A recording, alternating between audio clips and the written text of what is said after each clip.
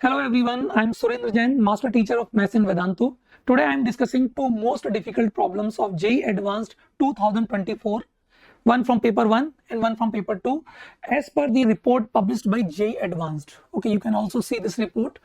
And in this report, they have given in paper 1 question-wise statistics. If you see in mathematics, the most not attempted question was having percentage of 80.31, and that is question number 7. Okay, we'll see what is this question number 7. We'll solve it.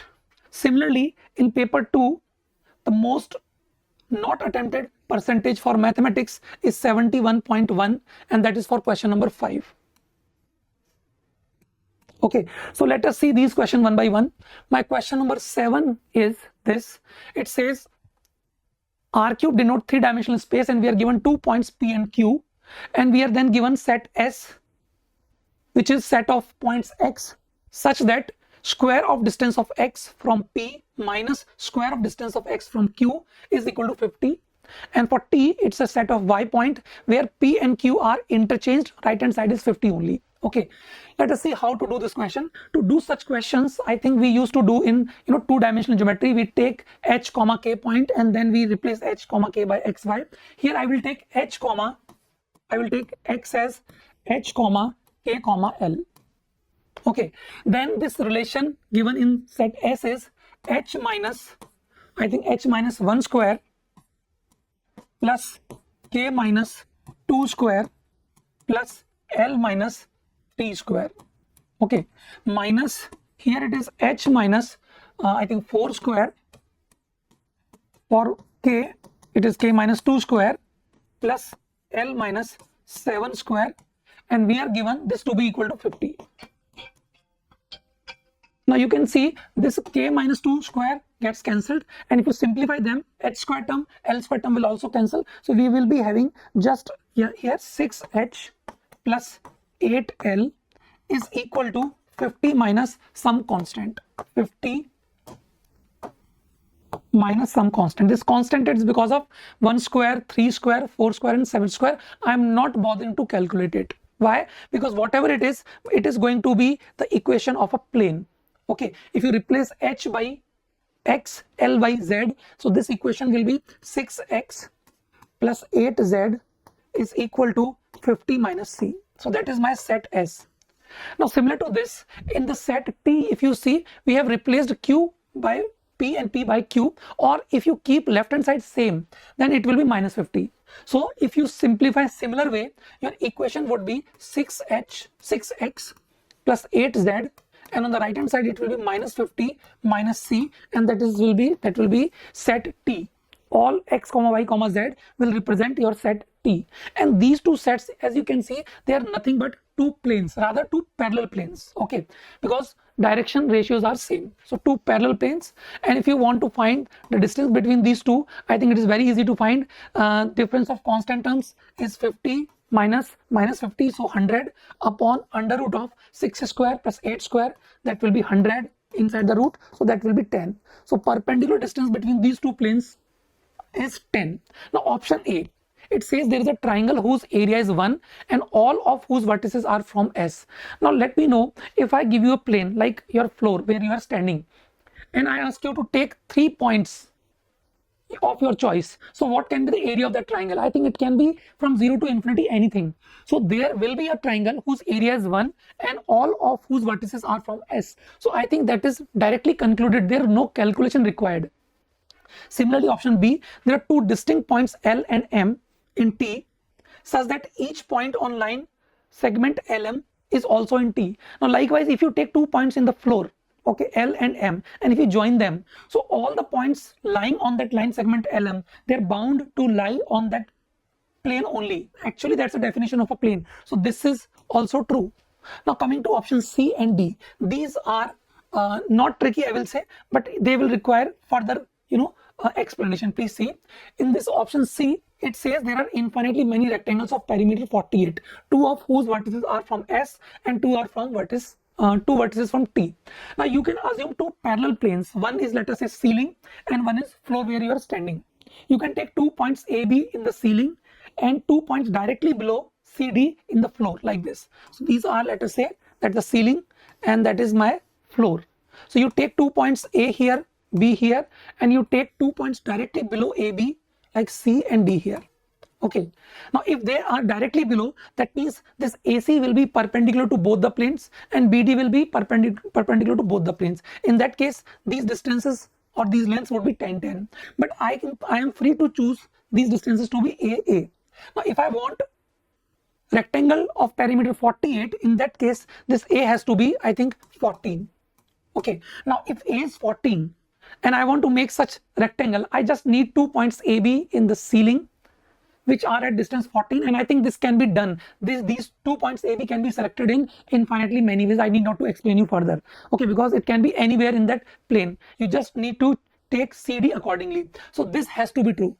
Okay, by the way, this is not the only way you can create a rectangle of rectangle 48. I will explain you this option in option number D, because they are asking square of perimeter 48. Now if you are looking for a square of rectangle 48 this way only, it looks like your A has to be 10 and then your perimeter will be 40. So it looks like prima facie that this option is wrong, which is given by some coachings also. Let me tell you that time when this paper was solved, this was not given as the option, but this is true. Let me tell you why. Because if I have to take 2 points in that ceiling and 2 points in the floor, okay, let us say these are 2 points A, B here, and directly below them the 2 points are C, D like this. Okay, so AB in the ceiling and CD in the floor, but I will shift this CD away from directly below AB, and that will be taken somewhere here like this, so that this CD in new position still remain parallel to earlier one and of same length. C dash, D dash, let us say their new position. Okay, so if you keep shifting like that, CD was earlier in the floor, and if you keep shifting C dash, D dash like this, I think we can keep A, C dash still to be perpendicular to AB, and similarly AB still perpendicular to BD dash. So they can still be perpendicular to each other. I think we can take 2 points here and 2 points here, and they will be forming a rectangle. But we want a square. Okay, now for this square whose perimeter is 48, one side has to be 12. So here I have a choice that how to take this to be 12.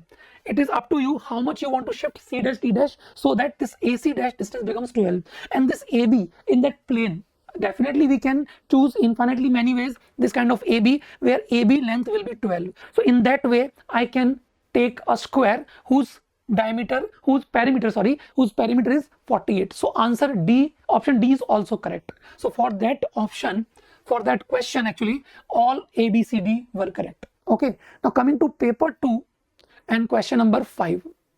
Okay, here this was question of limits. Yeah, this was, I will say, a bit tricky. I'll show you how you can solve it.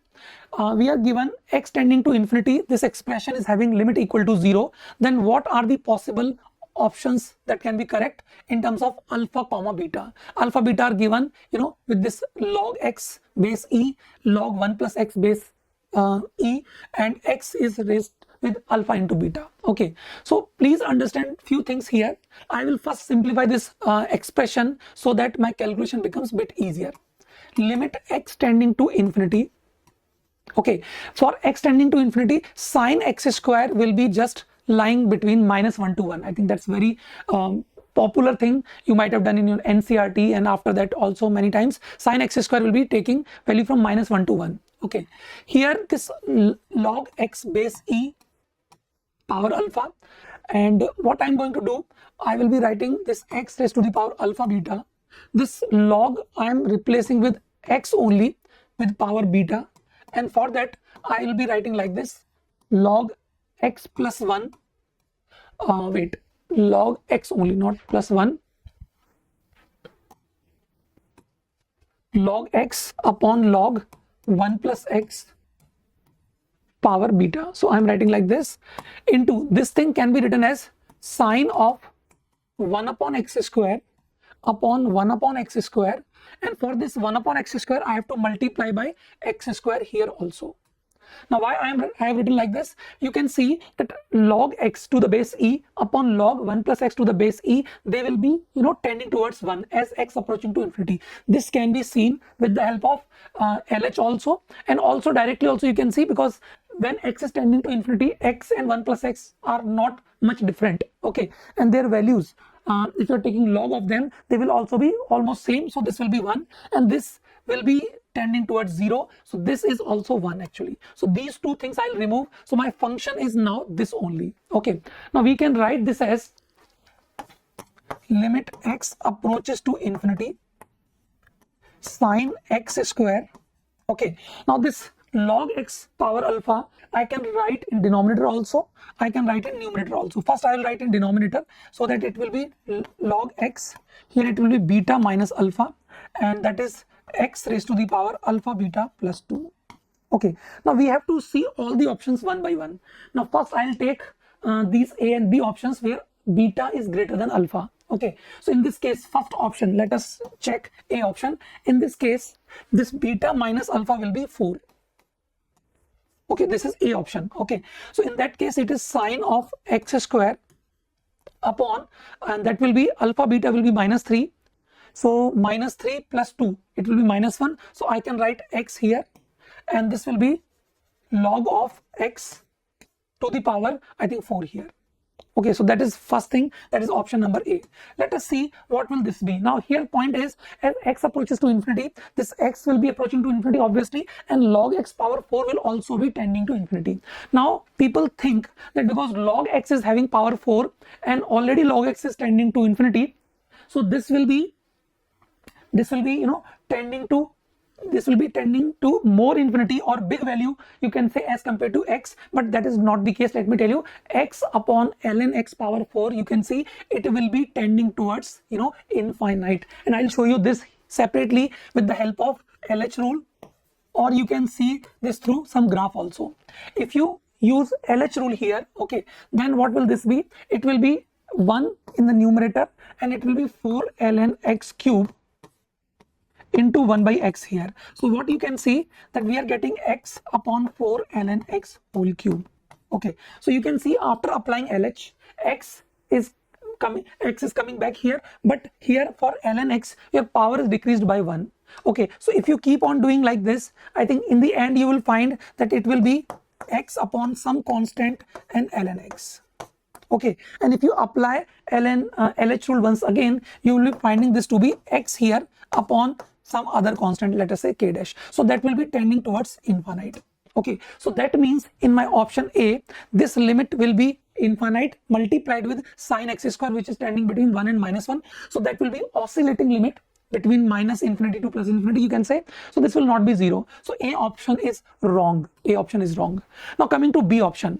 In the B option, again beta minus alpha is positive. So that will be alpha beta will be minus 1. X will be coming in the denominator only. So it is sine x square upon x and ln x whole square. Now here I think it is very much clear that because all possible infinities are lying in the denominator, x is tending to infinity, log x whole square is also lying in the denominator, and sine x square is oscillating between minus 1 to 1. So this will be tending towards 0. So for this option B, I think we will get limit to be 0. So this option B is correct. Okay, now let us do further calculation for C and D. Okay, I'll show this C and D. So let us do for C and D here. For C and D, it can be written as sine x square, but this time beta minus alpha is minus 2. So maybe I can write this ln x or log x whole square here, and alpha beta product is minus 1 and 2 here. So it will be minus 1 plus 2, so 1 only. So x in the denominator and ln x whole square in the numerator. Now the calculation which I did here, I showed you that x upon ln x power 4 or x upon ln x whole cube or any power on ln x, you will be getting this limit to be infinite if x in the numerator, ln x is in the denominator. But here what we are getting reverse of that. We are having ln x square in the numerator, x in the denominator. So that will tend to 0 from the similar argument. Okay, you can apply LH separately on ln x square upon x. So that will be tending to 0. Sine x square is just oscillating. So that will be tending to 0. So my option C is correct. Now similar to this, let us do it for D part. So in this we will be getting sine x square upon, because this time beta minus alpha is I think -3, so I will take this log x or ln x here with power 3, and in this case alpha beta is 2, so there is no term of x here I think, because -2 plus 2 is 0, so that will be just 1 here. Now I think here also I think it is very much direct that ln x whole cube will be tending towards infinity, multiplied with sin x square will be oscillating between -infinity to +infinity, so this option D is not correct.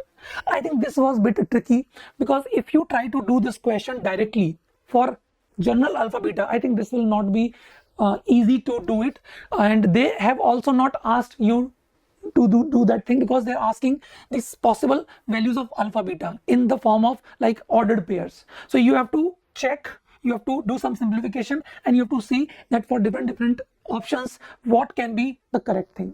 So this is how this question 5 is solved. So this complete this session today. I'll be coming up with few more things, few more interesting challenging things in future. Thank you so much. All the best. Bye.